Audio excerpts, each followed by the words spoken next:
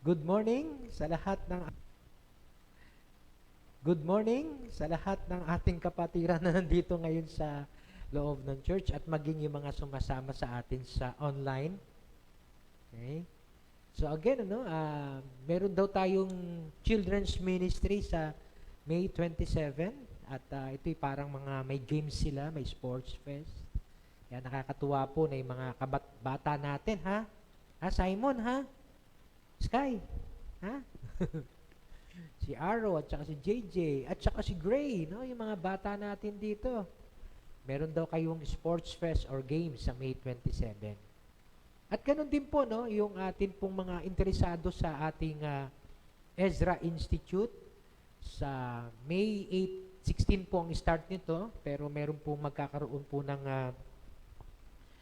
learners orientation. Maging kami po sa teachers, meron din po kaming orientation. So, May 9 ang aming orientation, kaya May 11 naman ang orientation ng mga estudyante. At marami na po nag-enroll dito po sa atin, mula sa church natin. Salamat po sa Panginoon. Ako po excited na makita kayo sa classroom setup. At marami po kayong matututunan mula po dito sa ating Ezra Institute. Okay?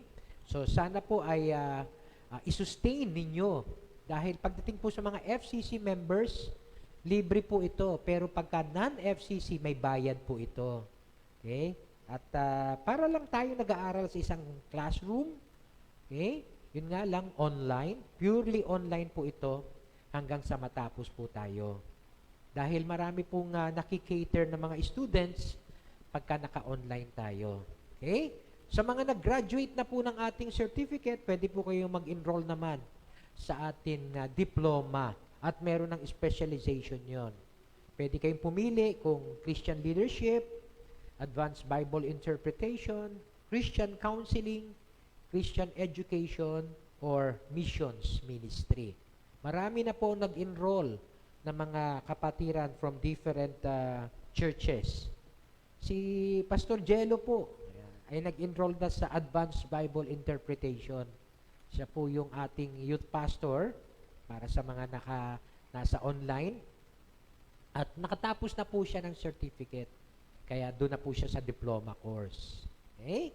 So, bago po kayo makapag-diploma course, dadaan muna tayo sa certificate para prerequisite ko sa kasi yun. Okay? So, salamat po sa lahat po na nag-enroll.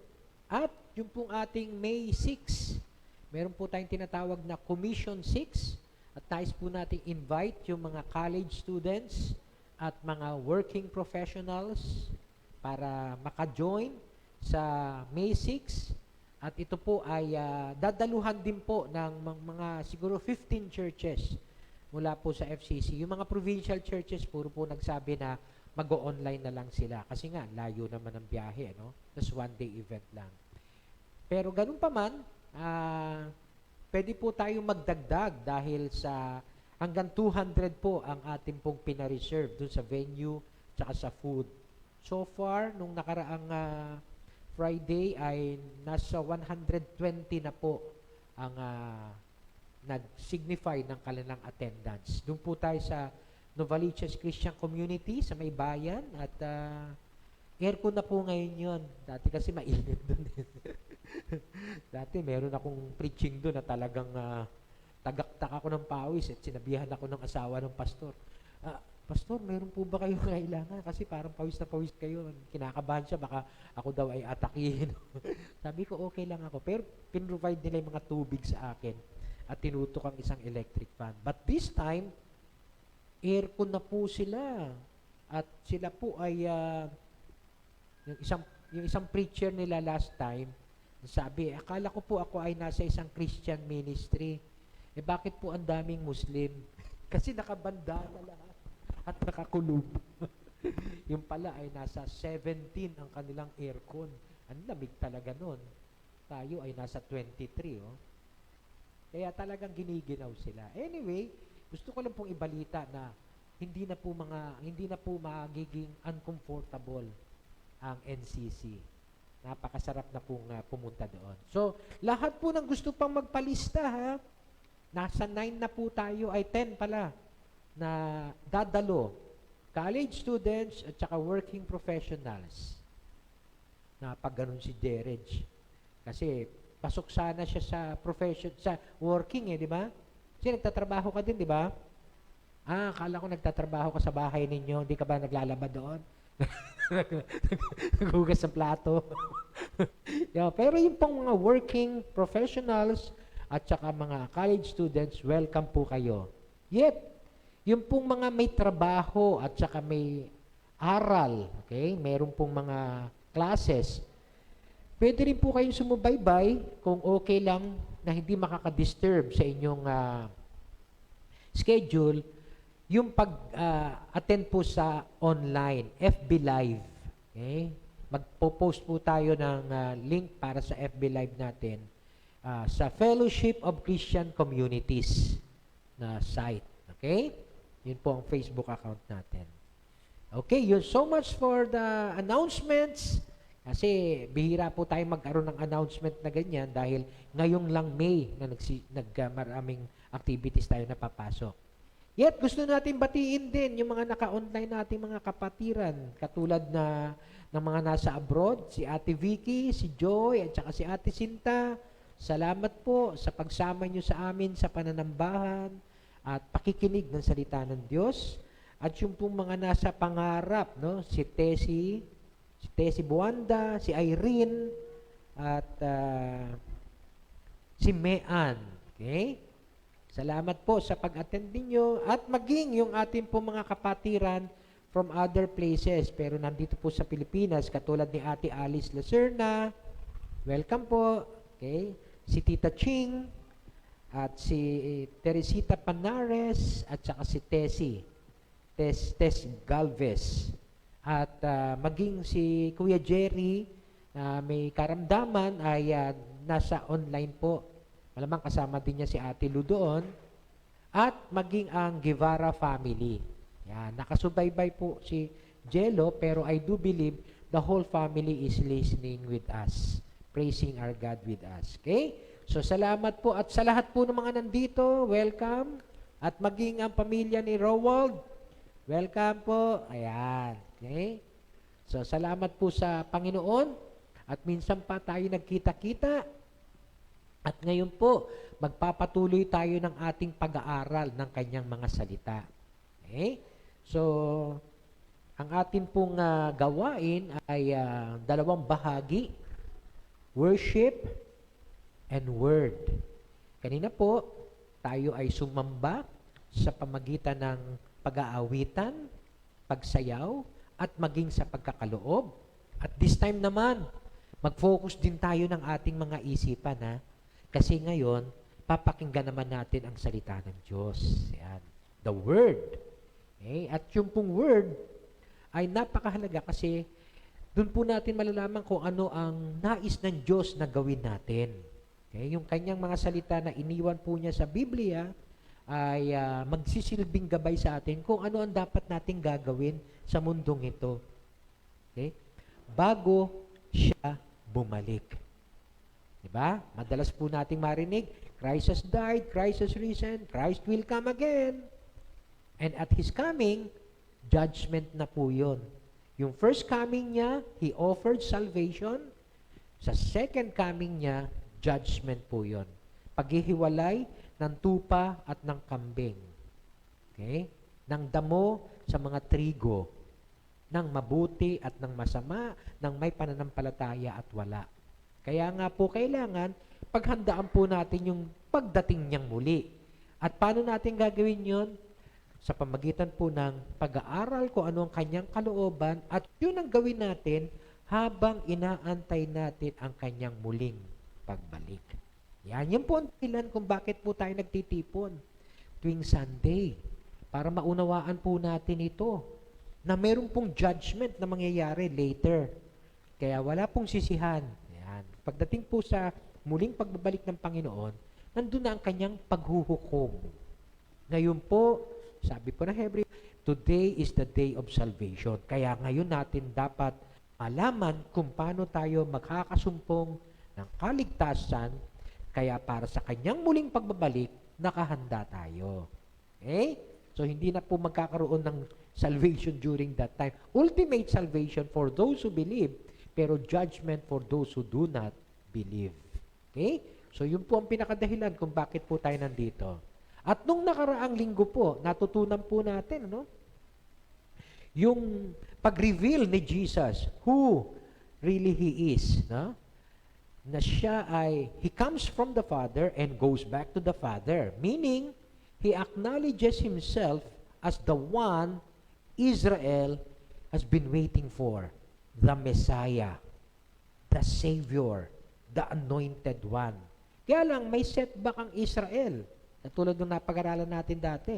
Kasi, kilala nila si Jesus na galing sa Galilee, doon lumaki sa Galilee, sa Nazareth, at pagkatapos yung kanyang pamilya, yung kanyang mga kapatid. Okay? At so parang alam nila kung saan galing. Kasi doon sa Micah, okay, nahula, no, sa prophet Micah sa Old Testament, na prophesy doon na yung Messiah manggagaling sa Bethlehem. Kaya parang hindi nila ma-reconcile na siya ba to? Galing siya ng Galilee, ng Nazareth. Pero hindi yata nila nabasa o napag-aralan sa buhay ni Jesus, pinanganak siya sa Bethlehem. Yun nga lang, lumaki siya sa Nazareth. So parang hindi yata nila nasundan yun. At ang pangalawa, na contention nila, kaya sila nagkakaroon ng doubt kay Jesus, dahil ang sabi dun sa Malakay, bigla na lang darating daw ang Messiah doon sa temple. Okay? Pero hindi yata din nila napansin na during the Feast of Tabernacles o ng booths or tents, no, pare-pareho lang po ibig sabihin. No? Dumating na si Jesus sa kanila pero hindi nila alam kung nasaan siya. Week-long po yung celebration na yon. So hindi nila alam, nasaan na ba siya? Hinahanap-hanap nila ang pagdating ni Jesus Okay? Hindi nila alam kung nasaan na ba yung taong yon. Tapos, at the middle of the feast, doon nagturo bigla si Jesus. Kaya kung titingnan nyo, na-fulfill din niya yung prophecy ni Malakay. And suddenly, He appeared in the temple. Kaya lang medyo stricto sila. Parang nakaset na kasi ang isipan nila kung sino si Jesus. Ngayong umagang ito, titingnan po natin yung naging pag-uusap na nila at the end of the feast. Ito na yung last day. So week-long yon. Sa unang 3 araw, nandun na si Jesus at pagdating sa kalagitnaan, dun siya nagsimulang magturo at nagkaroon ng threat na siya ay huhulihin pero hindi nila mahuli dahil His time has not yet come. Now, ito na po yung huling araw ng feast, ng kapistahan. Bigla uli siyang lumitaw at nagturo. Kaya pakinggan po natin ang kwento. Susundan natin yung kwento at makuha natin mula doon sa susunod na mga kwento yung mensahe para sa panahon natin ngayon. Yes, may kwento sila nung panahon nila. Supposedly, may response sa mga tao doon sa kwento na yon, sa encounter nila with Jesus.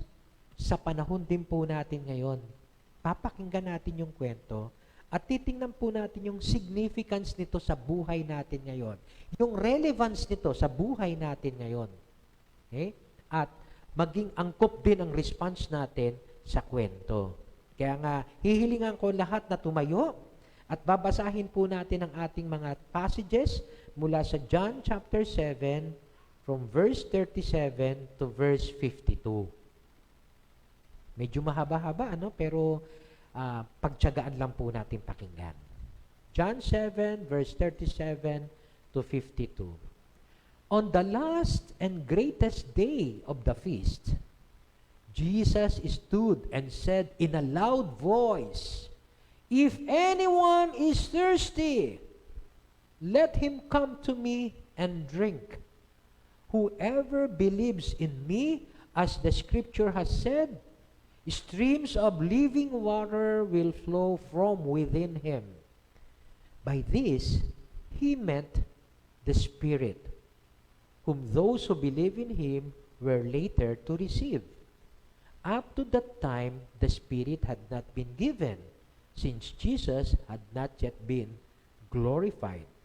And on hearing his words, some of the people said, "Surely, this man is the prophet." Others said, "He is the Christ." Still others asked, "How can the Christ come from Galilee? Does not the scripture say that the Christ will come from David's family and from Bethlehem, the town where David lived?" Thus, the people were divided because of Jesus. Some wanted to seize him, but no one laid a hand on him. Finally, the temple guards went back to the chief priests and Pharisees, who asked them, "Why didn't you bring him in?" And no one spoke the way this man does. The guards declared, "You mean he has deceived you also?" The Pharisees retorted, "Has any of the rulers or of the Pharisees believed in him? No. But this mob that knows nothing of the law, there is a curse on them." And Nicodemus, who had gone to Jesus earlier and was one of their own number, asked, "Does the law condemn anyone without first hearing him to find out what he is doing?" And they replied, "Are you from Galilee too? Look into it, and you will find that a prophet does not come out of Galilee." Manalangin po tayo, humingi tayo ng gabay sa banal na Espiritu sa pag-aaral ng kanyang mga salita. Yes, Lord, salamat po sa kalakasan na ipinagkaloob mo po sa amin. Sa umagang ito, na kami po ay makasamba sa iyo, sa Espiritu at sa katotohanan, at maging po sa panahong ito na makakapakinig kami ng iyong mga utos, ng iyong mga pangangaral, at kung paano po kami mamumuhay. Salamat po sa bawat isang makikinig at iaangkop ito sa kanilang mga buhay. Pagpalain mo po ang bawat isa. Gabayan mo po kami sa aming pag-aaral sa tulong at kapangyarihan ng iyong banal na Espiritu, na maunawaan po namin at mabigyan kami ng kalakasan magawa ang iyong kalooban. Salamat po. Sa iyo po, O Diyos, ang lahat ng papuri at parangal sa pangalan ni Jesus. Amen. Amen. Maaari na po tayo makaupo. Gusto ko lang po ito. Okay lang ba sa inyo yung komportable ba kayo sa pwesto niyo? Di ba kayo nainitan dyan? Kasi walang nakatutok sa inyo na electric fan eh. Okay lang? Eh sabi nila kanina eh, "Hindi, okay lang pastor, sanay naman kami eh." Kayo talaga. Kasi ako hindi ako sanay. Ayokong naiinitan ako eh. Kaya nga hindi ako pipwede sa impyerno eh. Mainit dun eh, alam ko eh. Kaya okay lang dyan. Okay naman. Komportable. Okay? Yan, mabuti naman. Okay? Eh, sa inyo dyan, hindi kayo nainitan dyan? Okay lang? Okay. Hindi, kasi talaga, no, napakainit na ng panahon at nakatutok sa inyo. Good. Okay? Good. Napakainit na ng panahon ngayon eh, no? Ang tip nga is always keep hydrated sa panahon natin ngayon. Di ba? Dapat lagi tayo nagtutubig kasi talaga marami po ang nahi-heat stroke. At nabalitaan ko nga po si Jerry ngayon ay may dehydrated daw siya eh, no? Kaya nasa hospital nung nakaraang araw. Yeah? Yeah, marami po nahi-stroke, lalo na yung po mga senior, no? Okay? Kaya nga po yung mga senior dito sa atin, yung mga senyora at saka senyorita, mag-ingat po kayo ha. Yeah, kailangan nakatutok sa aircon. Okay? At saka yung hydration, laging tayong magtutubig. Okay? Kasi required po sa atin yan, ha? 8 glasses a day. Yung tubig, ha? Huwag po kayong bababa. Okay? Kasi baka mamaya, akala natin inom tayo na inom tubig, baka kulang sa 8 glasses. Talagang recommended po yun, no? Recommended talaga. Scientifically proven na mayroon pong study na ginawa na at least 8 glasses a day. Okay? So, ibig sabihin po, kung tayo healthy, kailangan po natin ng 8 glasses a day. Kasi kung minsan, lang natin napapansin naman, nag-almusal ka. Nag-isang tubig ka ng baso ng tubig pagkatapos. Nagtanghalian ka, isang basong tubig uli. Nagmerienda ka, isang basong tubig uli. Naghapunan ka, isang basong tubig uli. Ilang baso lang inainom mo? 4 lang na baso. Kaya nga po ako, ginagawa ko yung 8 glasses, hahatiin ko mula sa oras ng gising ko, alas 8, hanggang as much as possible, alas 6 lang. Kasi pagka uminom ka rin ng tubig after 6, ay baka pag natulog ka, disturb ang tulog mo kasi maya't maya bangon ka ng bangon. Wiwi ka ng wiwi. Kaya nga kung 8 to 6, ayan. Now, kung halimbawa pong 8 to 6, ilang oras yun? 10 hours. 10 hours. 10 hours, di ba? Hatiin mo yung 10 hours, yung 8 glasses sa 10 hours. Ibig sabihin, mag 1 glass ka every hour. Makaka 8 glasses ka. Kung ang magiging inom mo ng tubig ay every meal lang, kapos ka. Kasi pinakamaraming meal natin sa isang araw, 5 eh. Almusal, merienda, tanghalian, merienda, hapunan. Ay, dagdagan na natin yung midnight snack. 6. Kapos pa rin, di ba? Kung after meal ka lang iinom. Unless, after meal, inom ka ng 2 baso. Yan, pwede yun, di ba? After meal, tig to 2 glasses. As long as you maintain the 8 glasses. Dahil nga po, keep hydrated tayo ngayon. Alam niyo kung bakit siningit ko yung tubig, pag inom ng tubig? Wala lang. Hindi, kasi yun po yung yun po ang sitwasyon natin ngayon. Kaya mainit, kaya keep hydrated. Pero sa totoo lang, yun po yung sinigaw ni Jesus eh. Doon sa last day of the feast. Napansin niyo ba yun? Okay? So ito po yung setting natin. Okay? Yung setting o okasyon ng ating pag-aaralan ngayon. Sabi po sa John chapter 7, verse 37 to 38, on the last and greatest day of the feast, yun yung pinakamahalaga sa kapistahan nila. Okay? Yun yung pinakabongga. Siguro na, yung ibang bata kasi dito, hindi na yata inabutan ng mga piyesta-piyesta, no? Kayo ba, anak, naabutan niyo yung piyesta-piyesta? Kasi kami noon, saya namin pag piyesta, laging may napapatay. Ibig sabihin, may nabubugbog. Ganun po kasaya yung piyesta dun sa amin. Walang halong biro sa may kawayan. Laging may gulpihan bago matapos yung 1 linggo. Okay? Pero masaya. In generally speaking, masaya. Okay? So, ito na yung pinakahuli at pinakadakilang araw ng kapistahan. The last and the greatest day of the feast. And Jesus stood and said in a loud voice, wow, sumisigaw Kaya nga kanina, pasigaw din yung aking no? Yung dating ng basa ko no? As much as possible, da-dramatize mo tala Anong sinigaw niya? If anyone is thirsty, imaginein natin yung nandun si Jesus sa templo, kausap ang napakaraming mga Hudyo, at ito ay kapistahan ng mga tolda. Kaya bawat isa, may kanya-kanyang tayunan tolda. Sa kalsada, sa plaza, sa bubong ng bahay, kahit may bahay na sila, magtatayo pa sila ng tolda, sa kanilang pinakabubong, lahat ng klase. Kasi bubong noong araw, katulad nun sa atin, flat. Dito sa taas natin. Kasi bubong ngayon, pag ganun, no? Pero doon sa kanila, ganun, no? Kaya, kung saan-saan nakatayo yung mga tolda nila, kasi po yung celebration na yun. Ang pinagdiriwang nila doon ay yung paggunita nang sila'y umalis sa Egypt at sila'y nasa wilderness, nasa ilang, at sila'y nagtatayo lang ng mga tolda-tolda. And that is for 40 years, Kalipat sila pagka lumipat na yung ulap, inaano sila, no? May ulap po na sinusundan sila. Sa umaga may ulap. Okay? Kaya hindi sila naiinitan masyado. Andun yung pag-iingat ng Diyos sa kanila So, pag huminto yung ulap, hinto silang lahat. Tayo na ng tolda yan. Para malilim yan. Tapos, kuminsan ilang araw sila magtatagal doon. Pagka umandar na yung ulap, umaandar na yung ulap, tanggalan sila ng tolda.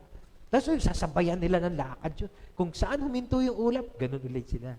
Ganun po yung senaryo sa Exodus, Ganun po, kaya nga meron silang tinatawag na tent. Okay? Tapos, sa gabi, para hindi sila malamigan, merong pillar of fire. Okay? Na hindi alam kung saan galing yun, pero may init para hindi sila malamigan. Ganun po ang pag-iingat ng Diyos sa kanila even during their journey in the wilderness.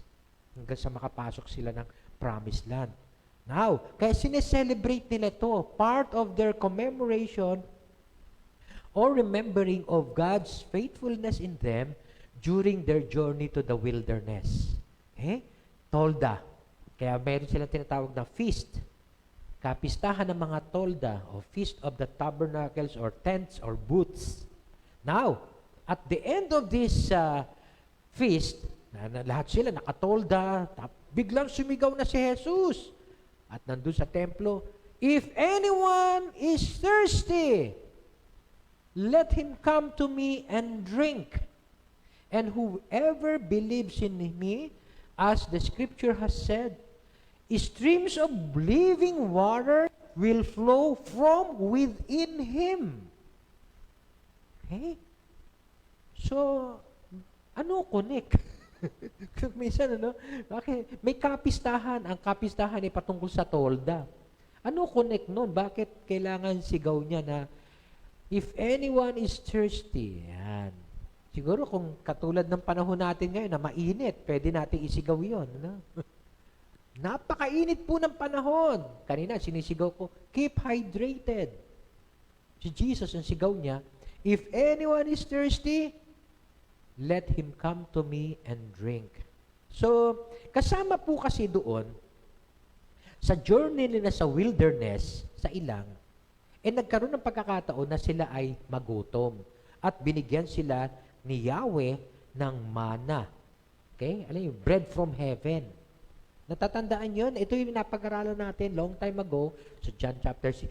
Pagkatapos, yung mana na yun, okay, hindi nila alam kung anong ibig sabihin ng mana, o yung bread from heaven na yun, nalaglag lang, So, yun ang provision ng Diyos sa kanila para sa pagkain.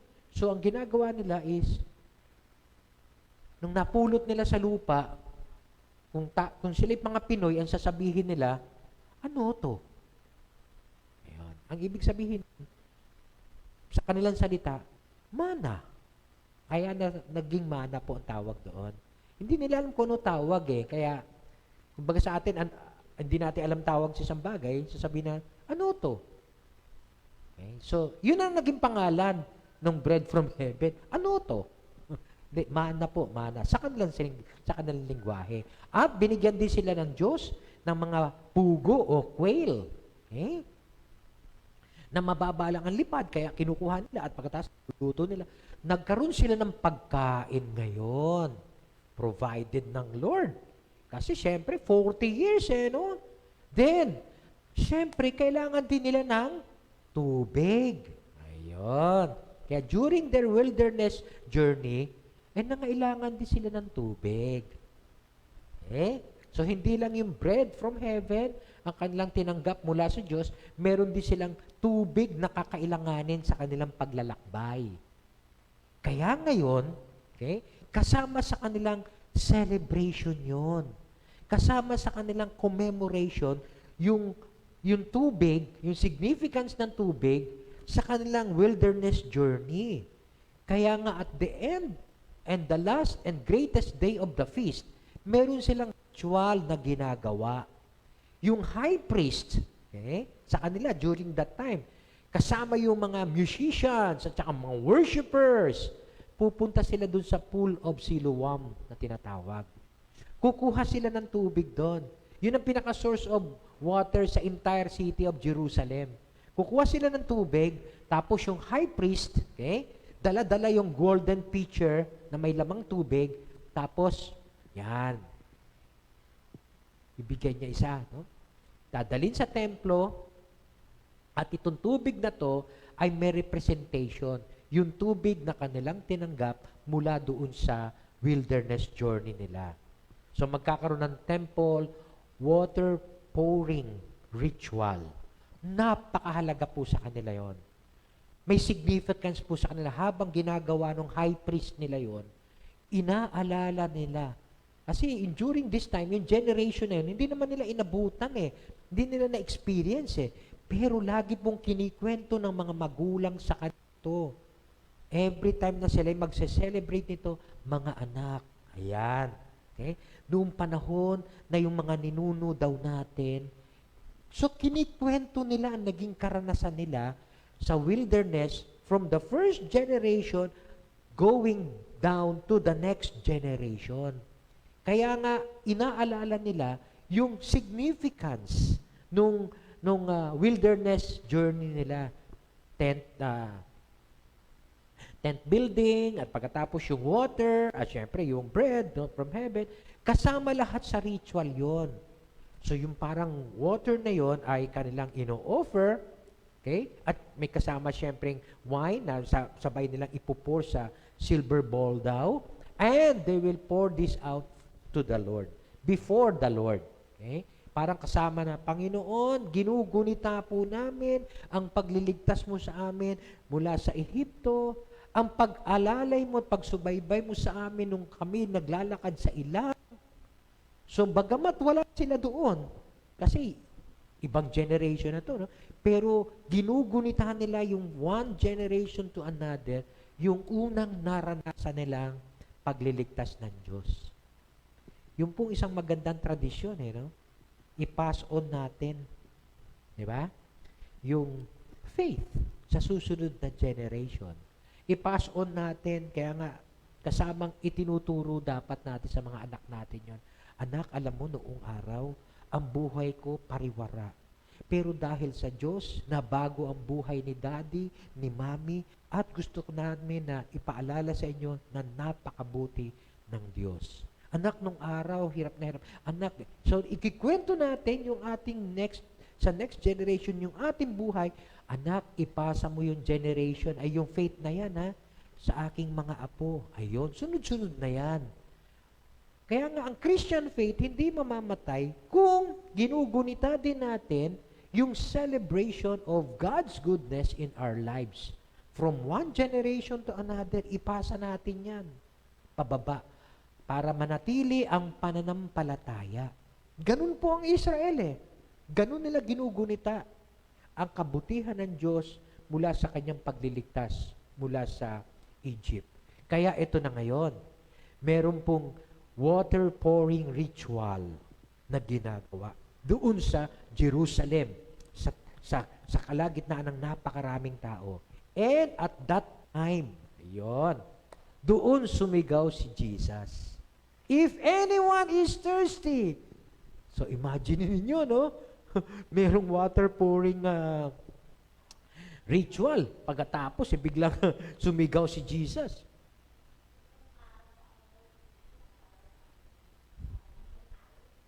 Bukal. Apa. Yes, opo, kasama yun, ano?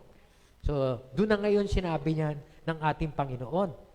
Kung sino man sa inyo ang nauuhaw, kasi noon, ang kanilang intention is, uhaw na uhaw ang ating mga ninuno noon, nung sila'y bumaybay sa wilderness. Ilang yun, ha? Ilang. Walang mga kabahayan, wala ka makukuhang mga tubig mula nga sa mga bukal, na katulad ng sinasabi ni Ate Alice. The Lord provided for that water. How? By instructing Moses to strike a rock. Okay? Gusto niyo ng tubig?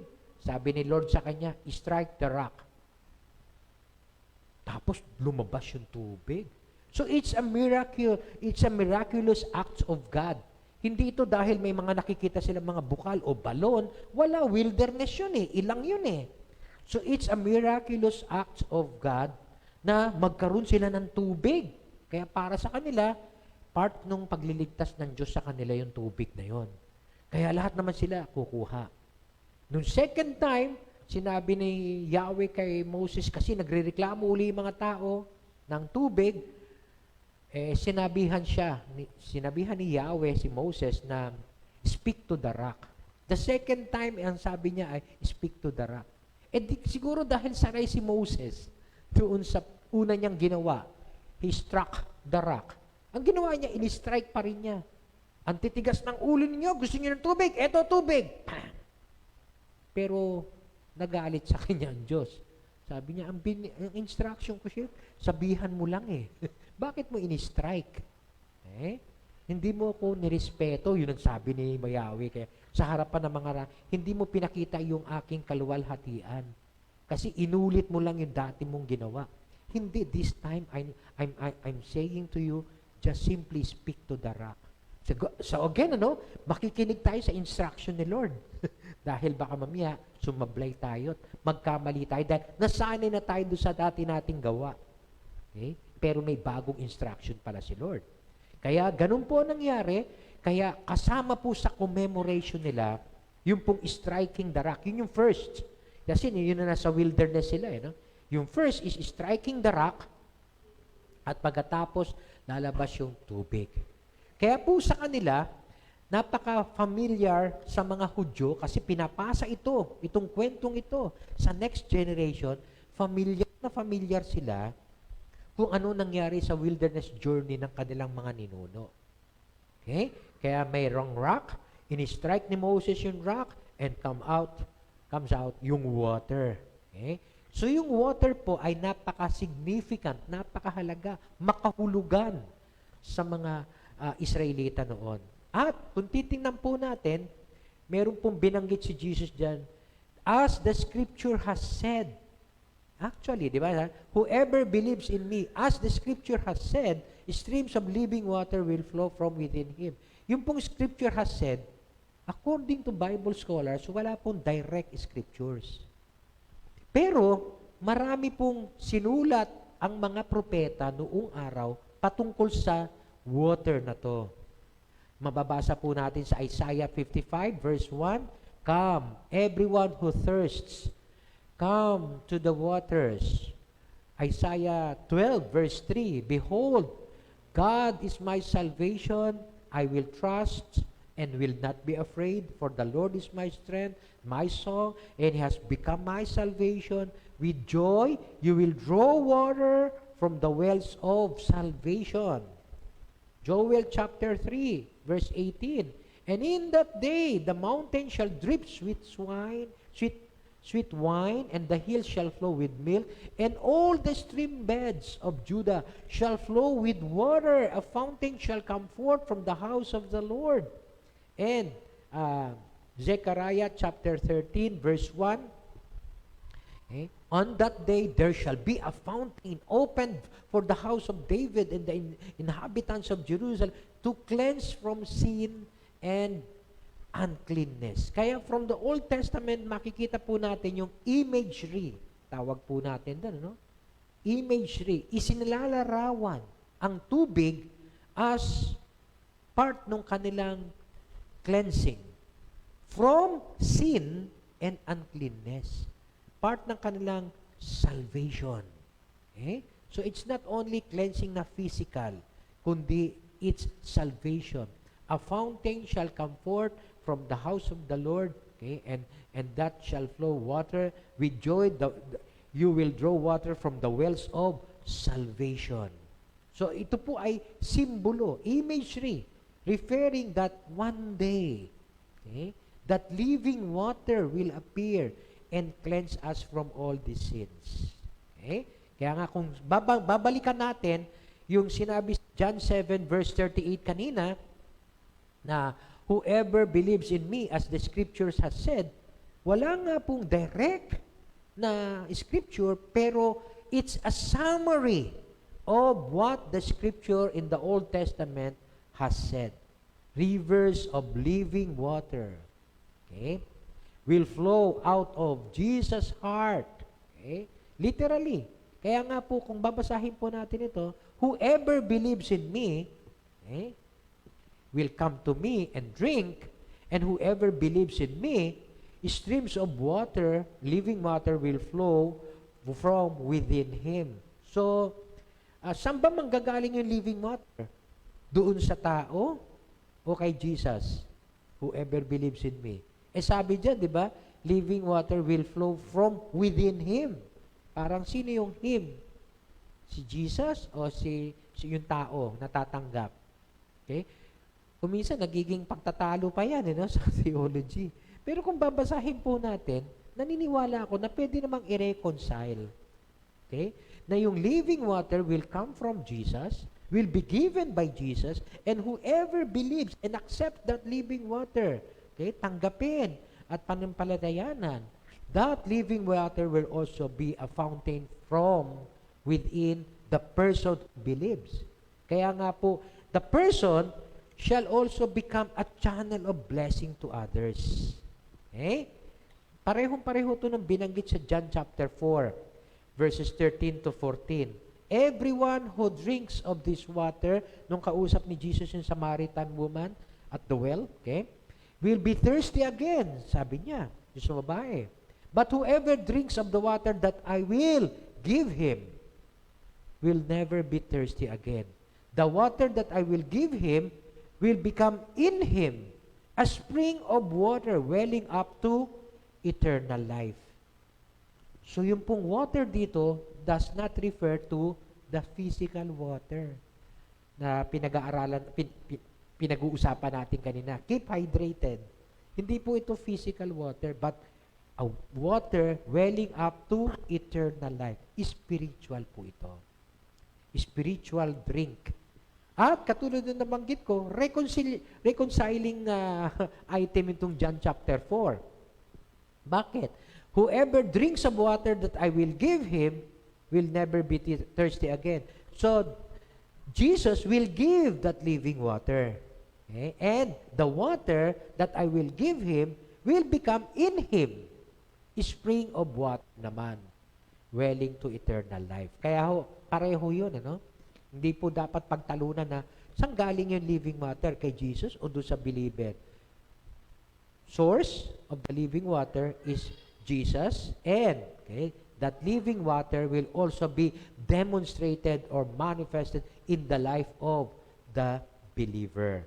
Now, kaya nga po yung usapin na to is spiritual. At kung minsan, pag usaping spiritual, ang hirap intindihin. Ang hirap unawain. Lalo na, pinaliwanag ito ni Paul sa 1 Corinthians chapter 10, verse 4. And all, lahat daw ng mga sumama doon sa wilderness journey, drank the same spiritual drink. So yung water na nire-represent doon, physical, pero meron daw palang spiritual connotation yun. They all drank the same spiritual drink, for they were drinking from a spiritual rock, yung in-strike na rock, and which followed them, and that rock was Christ. So si Kristo pala ang rock. At because of the strike, okay, living water or water came out from him, okay, from that rock. Okay, the same is true. Si Jesus ngayon na nagsasabi, if anyone is thirsty, yan, let him come to me and drink. Kasi siya yung spiritual rock at siya ang magbibigay ng spiritual drink. Kaya medyo pinaliwanag ni Paul. So yung pong pagsasabi ni Jesus na, if anyone is thirsty, let him come to me and drink. Spiritual po yun. Hindi po yun, sino nag-uuhaw sa inyo? Lapit kayo at inom. Ako, pastor. Sige, tigi-tigi sa kayong bote, ha? Hindi ganun yun. Hindi physical yun. It's more of believing. Kaya balikan natin yung verse 39. Ang sabi doon, by this, he meant the Spirit for whom those who believed in Him. Yan. So, meron pong tinutukoy, no? It's more of believing. Yung spiritual drink na yon, yung water na sinasabi, anyone who is thirsty, come to me. Ibig sabihin nun, believe in me. Whoever believes in me. Ayun. So, it's more of faith. Okay? Now, tinutukoy niya dito ngayon, pagdating doon sa living water that will be received by the believers, and more on believing in Him. And that by this, He meant the Spirit. It is the Holy Spirit. Okay? So how exactly does Christ quench our spiritual thirst? Kinlarify ni John, through the Spirit. The living water that Jesus speaks of here is the Holy Spirit. Wow, medyo pa. Pastor, parang ang hirap intindihin. Yes, kasi nga, spiritual, no? The rock is Jesus. The living water, okay, is the Spirit. At kung sino man ang tumanggap kay Jesus, manampalataya sa Kanya, tatanggapin yung living water, tatanggapin yung banal na Espiritu. Medyo theological, ano? Pastor, parang hirap intindihan, ah. Ano nga ba yun? Okay? Kasi nga, no? Medyo pagdating ng spiritual things, kahit si Nicodemus na sabihin nating Pharisee na, spiritual leader, hindi pa rin niya naintindihan yung spiritual statement ni Jesus na every man must be born again. Ano ibig mo sabihin? Kailangan ba kaming bumalik sa sinapupunan ng aming nanay at ipanganak muli? Spiritual yun. Eh? Kaya dito, spiritual din ang pinag-uusapan. Jesus is the spiritual rock and the Holy Spirit is the spiritual drink. Okay? So it is through the sending of the Holy Spirit that Jesus can quench our spiritual thirst. Nung panahon na yan, okay? Hindi pa na ibibigay ang banal na Espiritu, sabi ni Jesus. Pero, meron pong relationship yung Spirit, the Spirit of God, yung Holy Spirit, doon sa water o sa drink. Mababasa ulit natin ito sa Old Testament. Kaya nga yung sa mga Hudyo, okay? Medyo kung makukuha nila yung analogy ng Spirit and water, masasakyan nila yon. Bakit? Alam nila yung Old Testament scripture eh. Sa mga Hudyo, bata pa lang po, 8 years old, nagsisimula na silang magbasa ng scripture. Kaya nga tayo, no? Ilang taon na yung anak natin, baka hindi pa marunong magbasa ng scripture. 8 years old, nagbabasa na ng mga science book yan, math book, history, at kung anong books. Bakit ang scripture hindi nila mabasa? Sa mga Hudyo, 8 years old, magsisimula na sila magbasa ng Genesis hanggang sa matapos nila ang prophets. So usually, ano lang naman yun, ano? Ang area ng pagbabasa ng scripture nila, syempre wala pang New Testament yun, puro Old Testament yun. Kaya ang basa nila, yung Pentateuch, first 5 books of the Bible, okay? Genesis, Exodus, Leviticus, Numbers, Deuteronomy, then the prophets, then Psalms. Yun po the law, the Torah, tawag doon, the Torah, the prophets, and the Psalms. Yun lagi binabasa nila. At yun po, ang binubuo ng ating Old Testament. Kaya alam nila kung ano yung mga sinasabi ng mga scriptures. Kaya sa panahon nila, maliwanag sa kanila yun, tinutukoy ni Jesus, kinokonek niya yung spirit sa water. Bakit po? Marami pong scripture silang alam doon. Sa Isaiah chapter 44, verse 3, For I will pour water on thirsty land and streams on the dry ground. I will pour my spirit upon your offspring. Tawag doon, parallelism no? I will pour water on the thirsty land. I will pour my spirit upon your offspring. And streams on the dry ground, blessing on your descendants. Parallelism. Kinukumpare na kahit kay Isaiah pa lang, meron na silang ganitong spiritual interpretation nung literal. Kaya nga may idea ang mga Hudyo kung ano yung tinutukoy ni Jesus about the Spirit, about the water. Tayo, medyo mahirapan tayong intindihin kasi nga hindi natin alam ang Old Scriptures, Old Testament Scriptures. Pero sila, naiintindihan nila yon kasi nabasa nila ang Old Testament. Ezekiel chapter 39, verse 29, I will not hide my face anymore from them when I pour out my spirit upon the house of Israel, declares the Lord. And Joel chapter 2, ito madalas nating binabanggit, no? Pagdating ng Pentecost. And it shall come to pass afterward that I will pour out, comparing, parang sinasabi, water. Di ba ang water ang pinupour natin, no? So parang, I will pour out my spirit then. So parang, ang analogy ng water is the Spirit. Okay? I will pour out my Spirit on all flesh in the last day. Your sons and daughters shall prophesy, your older man shall dream dreams, and your young man shall see visions. Even on the male and female servants in those days, I will pour out my Spirit. So, mula sa Old Testament hanggang sa huling prophet, Malachi, there was already the mention of the Holy Spirit. Okay? Kaya nga po, active na ang Holy Spirit even in the Old Testament. Kasi akala ng iba, ang Holy Spirit nasa New Testament lang. Bakit? Doon kasi sa verse 39 yung binasa natin kanina, no, sabi, by this he meant the Spirit, with whom those who believe in him will later to receive. Later pa. For up to that time, yun ang comment ni John.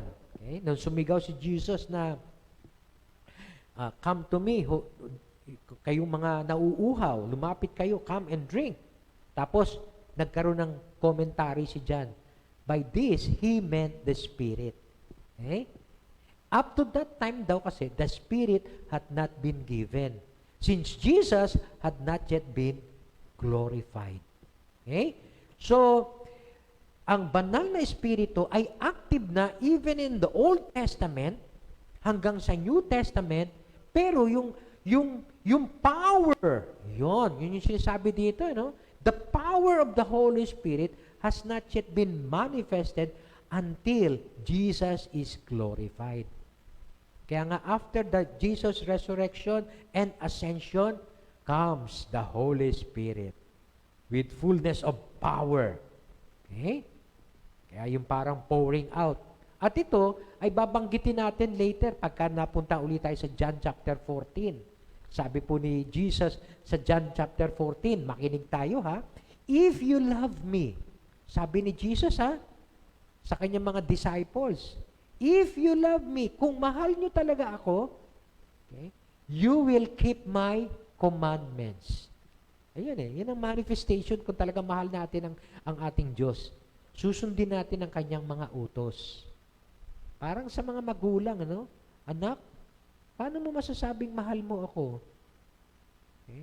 Yayakapin kita lagi, mami, daddy. Okay. Tapos, anak, pakigawa nga. Teka, sandali, mami, marami pa akong anak, huwag ka pumunta. Hindi, daddy. Paano pa sa pagyakap lang? Okay? Love is not simply an emotion, but more of an action word. And, para sa ating Diyos, loving is keeping my commandments. Okay? Obeying Him. Okay? So sabi ni Jesus sa kanyang mga alagad, if you love me, you will keep my commandments. And I will ask the Father, and He will give you another helper to be with you forever, the Spirit of truth, whom the world cannot receive. Bakit hindi nila kayang tanggapin ng banal na Espiritu? Hindi nila matatanggap ang banal na Espiritu? Kasi they did not receive Jesus. Jesus who will be giving the Spirit. It neither sees Him nor know Him.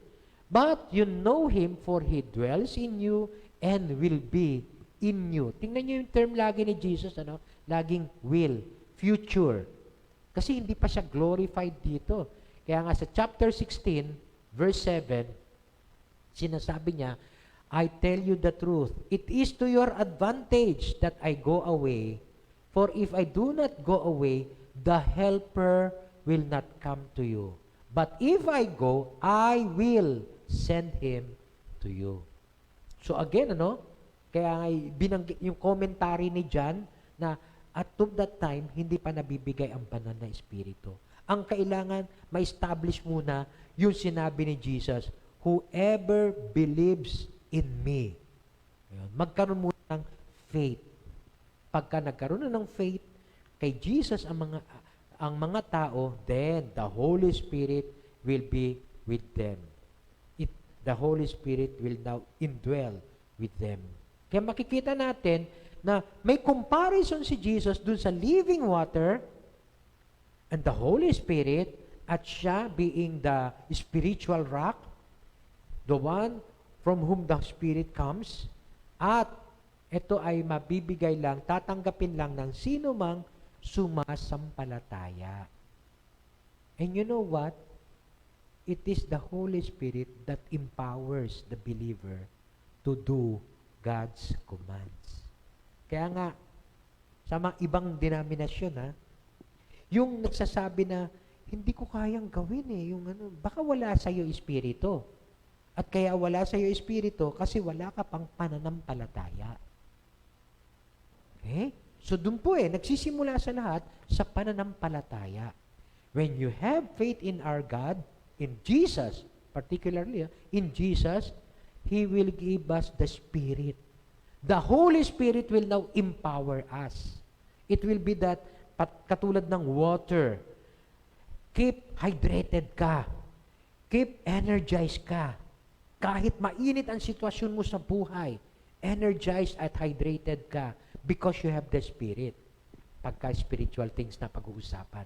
Kahit na mainit ang kalagayan mo sa buhay, spiritually, because you have the Spirit, you have faith in God, and Jesus has given you the Spirit, He will empower you to endure all these things. So it's the Holy Spirit working in the lives of the believers. Okay? Kaya nga po, sinasabi ni John na later pa ninyong tatanggapin yun pagka nag-glorify na si Jesus. Sa panahon nila, sa ngayon, glorified na si Jesus Okay? Nag-resurrect na siya, nag-ascend na siya, He is now seated at the right hand of the Father. Kaya anyone who comes to Jesus and believes in Him, automatic, the Holy Spirit will be given to us. And that Holy Spirit will empower us to do what God commands us to do. Kaya yun po yung sikreto. Kaya yung iba nagtataka, tinanggap ko naman si Jesus, pero bakit hindi nagbabago buhay ko? Baka tinanggap mo lang sa, sabi ng iba, sa nguso, hindi sa puso. Yan. Kaya doon nakikita kung sino talaga ang tunay na may pananampalataya, may pagbabago ng buhay. If you love me, keep my commandments. May pagbabago ng buhay. Paano nagkaroon siya ng pagbabago ng buhay? Kasi yung banal na espiritu, tinanggap niya nung siya tumanggap sa Panginoon. God is faithful. When He promised that, He will fulfill that in our lives. Kung talagang sumampalataya tayo kay Jesus, He will give us the Holy Spirit. And the Holy Spirit will empower us to live, triumphantly over every kind of evil sa mundong ito. Yun po ang sikreto. It's the Holy Spirit empowering the believer. Okay? Through faith in Jesus Christ. Kaya nga magtataka, yung iba talaga, yung ibang mga denominasyon, pagka sinabing, wala akong nakikitang pagbabago sa buhay mo, sinabi mo tumanggap si Jesus, tinanggap mo si Jesus, mag-iismiran ka nila. Parang, talaga? Kasi ang paniniwala nga ng iba talaga, at yun ang tinuturo ng Biblia, at ako din ay naniniwala doon, na ang sino man totoong tumanggap kay Jesus, anyone who believes in Him, he shall have the Spirit of God, and that Spirit will empower him to overcome. Okay? Itong buhay na to, magkakaroon ng pagbabago.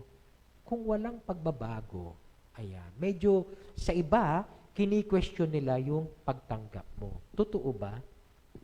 Baka naman sa nguso lang. Okay? Wala sa puso. So kaya nung mga panahong ito, nung kinikwento ni Jesus ang tungkol sa, if anyone is thirsty, come to me and drink. Whoever believes in Him, in me, yan. Andun na yung living water. So maraming mga tao nakarinig doon sa sermon ni Jesus. Ano kaya naging response nila? At yun ang angkop sa ating panahon ngayon. Habang tayo nakikinig ngayon, ano response natin doon sa sermon? So, ang tanong ko po sa umagang ito na magiging angkop para sa ating, magiging relevant sa ating panahon ngayon. Medyo yung paliwanag ko kanina, yung pagtuturo natin kanina, medyo sabi natin, theological yun no? Pero yung principle of receiving Jesus, believing in Him, and receiving the Holy Spirit. Okay? Yun po yung theological, ano? At yan yung principle, ano? Ang application, depende po kung paano natin tatanggapin. How do we respond to Jesus' invitation? How do we respond? Paano natin tatanggapin ngayon? Paano tayo tutugon dun sa invitation ni Jesus? Ano yung invitation ni Jesus? Ano yung invitation ni Jesus? Yan. In John 7, verse 38, yun ang invitation niya. If anyone is thirsty, ayan ang invitation niya. Sino sa inyo nauuhaw, let him come to me and drink. Yun ang invitation niya. Come to me. Lapit kayo sa akin. Yun ang sinasabi ni Jesus. So may invitation siya. Okay? Sa lahat ng taong nakikinig during that time. And whoever believes in me, as the scriptures has said, streams of living water will flow from him. Okay? Change life, fruit of the Spirit, good works will flow from blessings, will flow from within him. Okay? So, whoever believes in me, conditional po yun. Okay? So, yun po ang manifestation. That would be the manifestation. Pero ano po naging response ng mga tao nung siya'y nangangaral nito? Sabi po sa verse 43, the people were divided because of Jesus. Nahati sila. Some wanted to seize him, but no one laid a hand on him. Alam natin to, napag-aralan natin last week, ano? Merong gustong umaresto sa kanya, pero no one was able to lay a hand on him. Bakit? Why? Sinagot natin last week yun. Yeah, because his time has not yet come. Di ba? Hindi pa niya oras para dakpin. After 6 months pa, sa Feast of Passover, ayan na, doon siya talaga madadakip. Okay? So, his time has not yet come. Kaya, kahit na merong gustong hulihin, dakpin siya, wala. But, the people were divided. And I hope sa atin pong nakikinig ngayon, sa lahat ng nakakapakinig o makakapanood pa ng ating video kung sakasakaling meron pang ibang makapanood. Okay? What would be our response?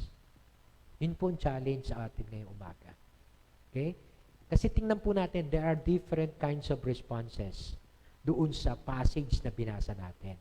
Ang number 1 na nakita ko po is, nagkaroon po ng mga doubts. Mayroong iba nagdududa. Okay? Totoo ba yung sinasabi niya? Yan. Sana sa ating panahon dito, no, walang nagdududa. Pero kung nagdududa man, kung may magdududa man, hindi natin maalis yun eh. Yun ang response mo eh. So be it. Okay? Kasi noong araw, nakasama nila mismo si Jesus, nagkaroon nga ng doubts. Ngayon pa kaya na pinapangaral ko lang? So there could be some people who are doubting. Pero yun ang isang response ng mga tao. They doubt. Sa verse 41, sabi po doon sa second portion, others ask, how can the Christ come from Galilee? Does not the scripture say that the Christ will come from David's family, from Bethlehem, the town where David lived? Totoo naman, di ba? Napag-aralan natin to last week. Dinitalye natin ito. Na yung iba kaya nagdududa kasi alam nila sa Messiah na darating, the Christ.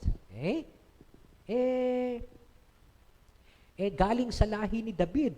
Hindi manggagaling sa Galilee. Ipanganganak sa Bethlehem. Manggagaling sa Bethlehem, sa lahi ni David. Hindi yata nila nakita na si Jesus ipinanganak sa Bethlehem at si Joseph ay galing sa lahi ni David. Parang kulang yata sila sa research, ano? Ang alam lang nila, ang alam namin, lumaki yan sa Galilea. So, inusgahan agad nila si Jesus. Kaya nga, di ba, previously, napag-aralan natin yun, do not, stop judging by mere appearance. Yun yung previous week natin, no? Hindi last week, the other week. Okay? So, kaya may doubt pa rin sila. Hindi yan. Hindi yan ang Messiah. May darating pang ibang Messiah or Christ. Pareho lang po yun. The Messiah is Hebrew, Christ is Greek. Okay? Pareho lang po yun. So yun po, meron po sa grupo, nagkaroon ng doubt. At meron din po sa mga grupo, ang na-amaze kay Jesus. The second response, no, is amazement. Na-amaze kay Jesus. Sino yung mga na-amaze? Sa verse 45 po, the temple guards, na pinadadakip sa kanila si Jesus, pero hindi nila madakip because his time has not yet come. Yun po yung mga reasons. Ano? Went back to the chief priests and Pharisees at tinanong sila, yung mga temple guards. Ito po mga temple guards, ito po yung mga opisyales sa temple, kaya ang tawag sa kanila, temple police o temple guards. No? At during that time, syempre may kapistahan, sila yung mga marshals supposedly, dapat iniingatan nila ang kaguluhan sa templo. So pinadadakip sa kanila si Jesus, pero hindi nila madakip. Sabi, why didn't you bring him in? Diba? Naging dahilan natin kasi hindi pa niya oras. Pero sa mga temple guards, may dahilan kung bakit hindi nila madakip. Ang sagot nila sa verse 46, because no one ever spoke the way this man does. Narinig din nila si Jesus kung paano mangaral Kakaiba. So hindi naman siguro siya isang particularly dynamic speaker, kaya ganon. Hindi po siguro dahil skilled communicator siya. But I do believe skilled communicator din si Jesus. Pero the way this man does, kung paano siya mangaral, at ang difference ng kanyang pangangaral is with authority. Pag nangaral siya with authority, hindi lang siya merely nagtuturo ng law o nagsasabi ng significance ng Feast of Tabernacle, pero it is as if, parang dating sa kanila, no? Amazed na amazed sila, it is as if he is fulfilling what the law requires. Okay? What the Old Testament prophets have prophesied, the coming of the living water. Pag nangaral siya with authority, kasi kuminsan, alam niyo ba, sabi nga, pagka kuminsan may mga nagtuturo, tingnan natin kung may authority. Di ba, kuminsan may authority. I mean, di ba, magtuturo ka ng swimming. Yan. Ganito po mag-swimming, ha? Yan. Kampay niyo po yung sabay, yan. Tuturo sa'yo. Tapos sasabihin, Sir, paki-demonstrate nga po sa ilalim ng tubig. Yan. Hindi, kayong pumunta doon sa tubig. Kasi hindi pala siya marunong maglumangoy. Marunong lang siya kumampay-kampay. Pero hindi pala siya. Kaya ngayon, makikita mo yung nagtuturo, alam niya yung kanyang tinuturo. Yung sinasabi niya, yung kinikwento niya, may karanasan siya. Ganon si Jesus. Unlike yung mga Pharisees or rabbis nung panahon niya, nagtuturo sila, pero para sa kanila, wala namang authority magturo yan Alam ko ugali niyan Parang ganon. Siya with authority. That's the way Jesus spoke. Nakakaiba kesa sa mga ordinary religious leaders nila. Kaya amazed sila with Jesus. Mangha. At siguro sa atin, mayroon din sa atin dito ang namamangha sa ating Diyos. At wala po akong nakikitang masama doon. Medyo yung pagdududa, medyo delikado yun. Pero ito, namamangha. Alam nyo, iba po. Alam nyo, kaya hindi namin siya hinuli kasi iba siya. Ang galing niya magturo. Kakaiba. With authority. Parang siya talaga yung nag-fulfill ng mga kinikwento niya. Talaga ang galing niya. Okay? So that's the second response, amazement. Pero meron po ako nakitang pangatlo din hostility. Okay? Yung pong may kasamang rejection. Talagang tinanggihan si Jesus. Sumagot yung mga Pharisees, ang mga dun sa mga gwardya, sabi niya sa verse 47 to 49, You mean he has deceived you also? Sabi nila dun sa mga gwardya, nadaya din niya kayo? Has any of the rulers, sino sa mga rulers or mga Pharisees, believe in Him. Kami yung may authority about the law. Wala.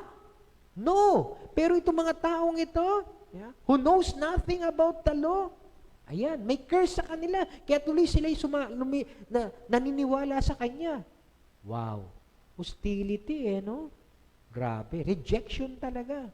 So there could be some people in our present day situation na medyo rejected ang message. Wala yan. No? Pastor, wala. Kinikwento nila about Jesus. Wala yan. Likhang isip lang ng tao yan.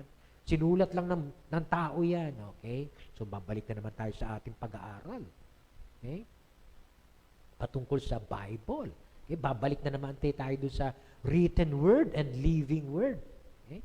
Now, pagdating kay Nicodemus, nakasama nila sa verse 50 to 51, yung karugtong, he has gone with Jesus earlier. Natutunan na natin yun. Napag-aralan na po natin dito sa pulpito yun.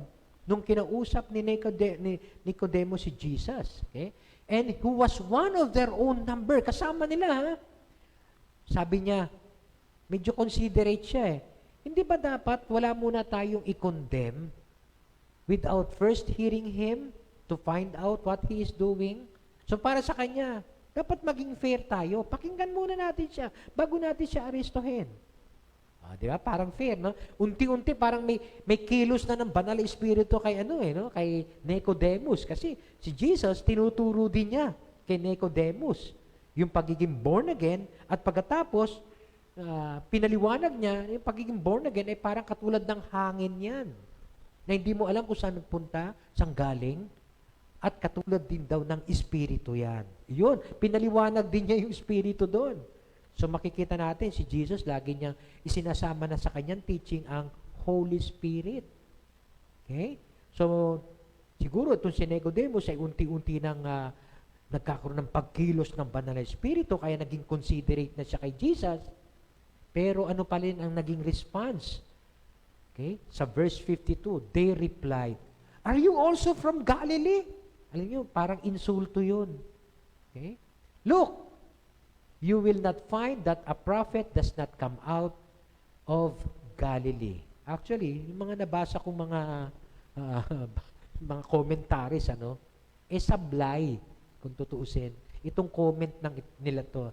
Kasi marami daw palang mga prophet na nanggaling din sa Galilee. Si Jonah, si Hosea, si Nahum, okay? And possibly daw, si Elijah, si Elisha, tsaka si Amos. Okay? Kaya sablay kung tutusin itong itong mga Pharisees na to. At ang isang nakakalungkot dyan, yung comment nila kay Nicodemus, "Are you also from Galilee?" Okay? Parang sinasabi niya, isa ka rin pala sa mga hunghong sa mga uto-uto ganon. It's an insult kung tutuusin, yung comment na yon. Okay? Sarcasm, nakaka-insulto, medyo may pagka-sarcastic yung comment na yon. Kaya makikita po natin, yung pong mga unti-unting nagkakaroon ng pagsama sa Panginoon, yung pagtatanggol para kay Jesus, ayan, iinsultuhin. Kaya nga po kayo, pagka kayo ay merong uminsulto sa inyo, dahil sa pagiging Christian. Okay? Tanggapin po natin yun kasi talagang kapart ng ating buhay yun Part ng ating buhay. Tulad nga nung araw, di ba? Mga tagapangarap Ito na yung mga tagapangarap, lalakad daw sila. Papunta sa bahay namin, di ba? Dahil magba-Bible study. Ang tawag sa kanila, ayan na yung mga buwang again. Buwang again. Yeah. Part ng pag-iinsulto yun. Tanggapin natin yun. Kahit din kay Nicodemus, nakatanggap sila ng mga ganung pang-iinsulto. Pero makikita natin, yung 3 types na of responses. Doubt, amazement, hostility. Pero meron pa rin po akong isang nakita na response. And that is faith. Okay? Sabi po sa verse 40, on hearing His words. Ano yung words na yon? Yung sinasabi niya, if anyone comes to me, if anyone is thirsty, come to me and drink. Whoever believes in me. Yun yung kanyang words. At meron ilan, some of the people heard this and said, surely this man is the prophet. Iba po yung a prophet. Balikan nga natin yung yung previous slide. Kung papansin yung previous slide yan. Kung papansin niyo sa verse 52, sabi ng mga Pharisees, look into it and you will find a prophet. So sa kanila may difference yung a prophet sa the prophet. Okay? So puntahan na natin yung sumunod na slide. Okay? Sa kanila, yung the prophet is the promised Messiah of the Old Testament. Kaya nga, they have faith that Jesus is the prophet. Hindi lang a prophet. Hindi lang isang propeta, kundi siya ang tanging propeta ng mula sa Diyos. Yan. Meron pong pangako yun sa Deuteronomy. And others said, He is the Christ. At totoo, siya yung Kristo. Siya yung Messiah. Siya yung Anointed One. Siya yung Savior. Yun pong ibig sabihin nun, ano? The Redeemer, ang magtutubos sa atin. Siya ang tinawag at pinili ng Diyos para tugunin yung ating pangangailangang espiritual. Palayain tayo mula sa ating mga kasalanan, iligtas tayo mula sa ating mga kasalanan, pagharian niya ang ating buhay. So, yun po ang ibig sabihin ng Kristo. Kaya nga po, sa panahon din po natin ngayon, there may be 4 kinds of responses. And it's up to you. Kanya-kanya pong pagpili kung ano magiging response natin. Okay? Hindi ko po kayo pipilitin. Ako po'y taong hindi namimilit eh. Hindi ko po kayo pabrasuhin at tanggapin nyo si Jesus. Nasa sa inyo yun. Kahit na hindi naman ako mag-challenge na tanggapin nyo si Jesus, kung nga willing kayong tanggapin yun, mananalangin kayo on your own. Lord, I accept you. I receive you. Okay? So, nasa sa inyo yun. Okay? Kaya nga, kung titingnan nyo, madalang po ako magpatanggap kay Jesus, yeah? Sa mga ano natin. Because I do believe during their times, habang sila nakikinig ng salita ni Jesus, they decide on themselves if they will believe, receive, and accept Him or not. Just like the 4 responses that we have heard. Some doubted, some are hostile, some were merely amazed, but some had faith. Sa panahon po natin ngayon, I encourage you, believe in Jesus. Have faith in Him. But it's up to your decision. Okay? But of course, every decision has a consequence. Nasa atin po yun. May anumang balik ang anumang decision gagawin natin. Kung yan ay pagdududa, o pagre-reject, o amazement lang, and does not have a root of faith talaga, okay, may consequence po lahat yun. When the time comes, the second coming of Jesus, doon na po magkakaroon ng final judgment. So as a challenge to everyone, as Jesus introduced more of Himself as the living water, He is revealing more than that. Being the Christ, the Messiah, the Anointed One, the Savior.